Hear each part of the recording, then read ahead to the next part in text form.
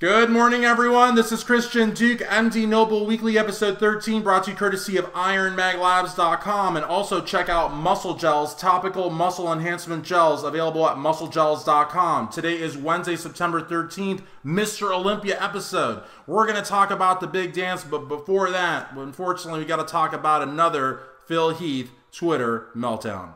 You know, I've always been a big believer that the ambassadorial role of the Mr. Olympia is actually pretty important. And I don't just mean, ribbon cutting and, signing autographs and, taking photos. I mean, of course, that's all important. But it's the ability to be able to take criticism. It's the ability to be able to be the face of the sport during the good times and the bad times. Now, Phil Heath has proven himself in so many regards except for taking criticism.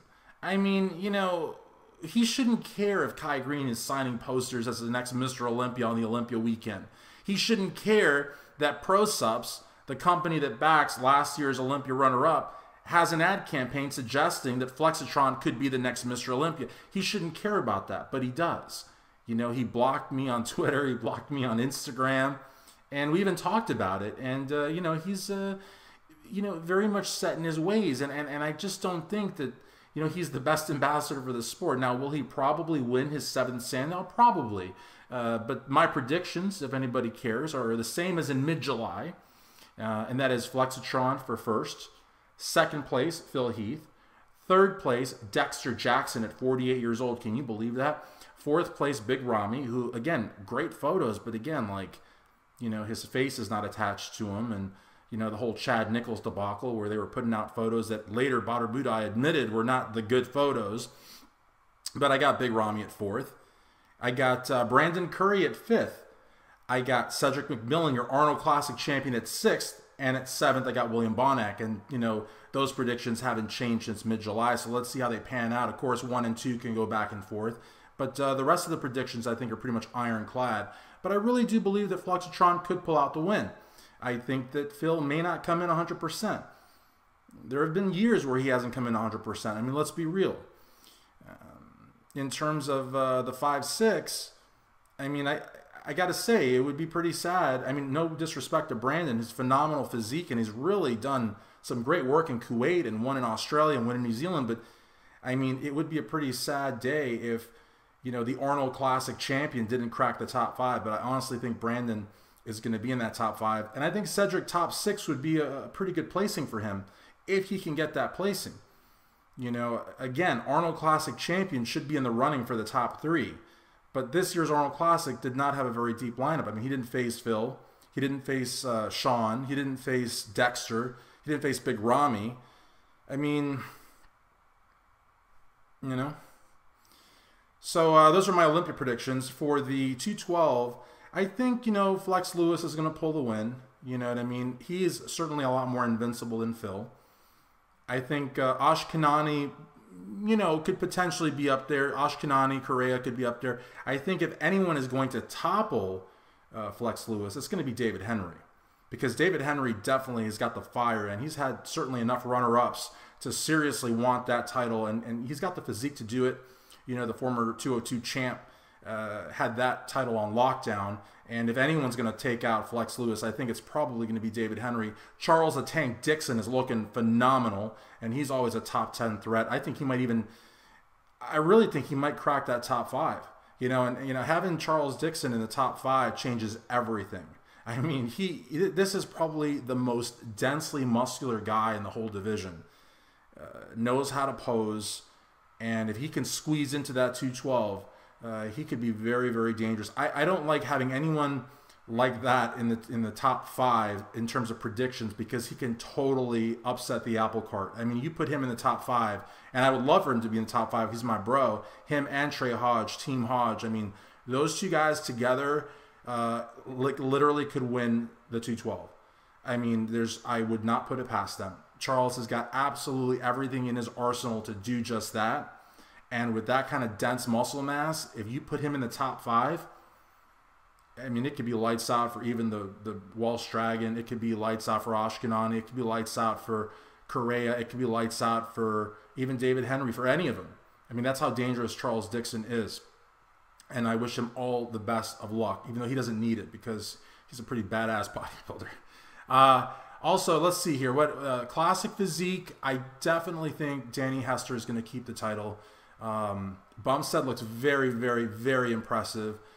But Flex Wheeler, my gosh, I tell you, Flex Wheeler has gotten a lot of crap from a lot of different websites. But, you know, he did a Ronline report, which is great. And he just, I mean, I'm telling you, he really brought it. His legs are there. His back is there. His chest is there. His arms are there. His conditioning is there. Let's not even talk about posing because, I mean, come on. Flex Wheeler. I mean, Flex Wheeler is like, you know, God when it comes to posing. So, I mean, honestly, you know, he'll definitely be in that top 10. And if he's in that, again, like Charles Dixon, if he's in that top 5, I mean, who the hell knows what could happen? I mean, because then the adrenaline takes over.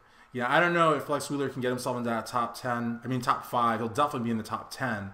I think, without a doubt, he'll be in that top 10, which I know throughout the year has been, you know, some people have speculated whether or not that's possible. I think it's more than possible now. I mean, just look at the videos, look at the photos, you know what I mean? He's not pulling the big Rami card where he's like using a gajillion different filters and different weird angles and playing the whole, you know, these are 6-week out photos and they're really like 9 or 10-week out photos. He's not doing any of that. You know what I mean? He's also not doing what other folks have done as far as covering their legs. I mean, he's really out there. I mean, he's really bringing it. And, you know, for a comeback like that, I certainly hope this is not a one-off show. I hope that he stays in the game because he could potentially be, you know, a Mr. Olympia in classic physique. Maybe not this year, but, I mean, if he stays going as he's going for this year and he hangs in there for another 2 or 3 years, he could definitely do it. I mean, that's how much this guy has brought it. I mean, I'm thoroughly, thoroughly impressed. In men's physique, as always, I mean, I'm always talking about the same 2 guys in men's physique because I believe in these 2 guys and because I think they're extremely, extremely, extremely dangerous. I'm talking about King George Brown, who got as high up as Arnold Classic runner-up, and I'm also talking about Xavier Gaydon. Now, I've interviewed both of these guys over the years. I stay in touch with both of these guys over the years. They're both very, very dangerous. And I seriously would keep my eye on them at the Mr. Olympia. Xavier has been off the stage at the Olympia for a couple of years, I think 2 or 3 years, I believe. But he's back with a vengeance. And it's just not talk. I mean, just go to their Instagram pages or Facebook pages. You know, George does Instagram lives all the time. It's like just drenched in sweat. You know what I mean? And I mean, these guys, you know, they don't complain about their diet. They don't complain about their training. They're like complete tunnel vision. You know, some people have tunnel vision, you know, those moments before hitting the stage. These guys have tunnel vision from the day their prep starts. I mean, that's how dangerous they are. So I would be very, very careful with both of those guys. And I'm addressing their fellow competitors. I'd be very, very careful with them. And there's some other big names in there. Of course, it's the Olympia, so it's the best of the best. In fitness, I would go with, and I know, you know, some folks will be like, how can you say that about Ariel Kadar for sure for the win in fitness? You know, she won in Miami, and she's just absolutely, absolutely phenomenal. And I know, you know, the other names that are competing, but I would still go with Ariel, and I think she can definitely pull a win there. And that would be like, wow, you know what I mean? That would be career-changing. Bikini, you know, Ashley Kaltwasser definitely is a big favorite. Lauren Eric, I've interviewed her, and she's phenomenal. I would definitely watch for her. But, I mean, you know, I'm primarily, I mean, Juliana Malacarne will more than likely, I think, hold her title in women's physique. Although there are people that are, you know, throwing Kira's name up and a few other folks' names up there. But I think Juliana's just, I think Juliana's like, you know, she's got it. You know, and she should have had it from the very beginning. I mean, DLB got that first one and, you know, did a lot for the sport. But in all honesty, Juliana's always been, you know, Miss Physique Olympia. And I don't see that changing this year, but I might be wrong, you know. I think it's going to be a very, very interesting competition, as it always is. I know a lot of people are hoping that Kai Green will make an appearance. There have been some rumors going around, you know, why is the press conference moving from the showroom into the arena? And that's something that's been 4 years in the happening. I mean, it's just, they need more space. It has nothing to do with Kai Green crashing the press conference or anything like that. And quite frankly, they're doing very well in hits. Oh my God, almost lost my voice. God forbid. I mean, the people need to hear the Iron Duke. But yeah, guys, I mean, this is going to be a great, great event. Muscular Development. I don't know if you guys have seen the forums. If you're not a member of the MD Noble forums, sign up, guys. It's totally free. And the coverage is second to none. I mean, we've been doing so much pre-Olympia coverage, and our shows are just, I mean, we're firing on all cylinders. Yes, we did lose Sean Ray, and we're sad about that. You know, it's a big loss to us. And, you know, certain websites tried to get exclusive interviews in hopes of trashing our magazine and our website. And, of course, Sean, being Sean, did not accept and has not trashed MD and has not trashed Steve or Ron or myself or anyone, because he's a classy guy and a consummate professional. And so we wish him the very best. But we've got the Ronline report just this week. In a question of 1 or 2 days, Ron has interviewed 8-time Mr. Olympia Lee Haney and 8-time Mr. Olympia Ronnie Coleman. Like, I think in a span of like 24 hours or something like that. We've got the Ramblin' Freak is back. His show is like off the chain. If you're ever like, you need something to do or you need to laugh your ass off, I would definitely check out that show. Very informative. And Greg is just, I mean, Greg could light up a room. You got my show.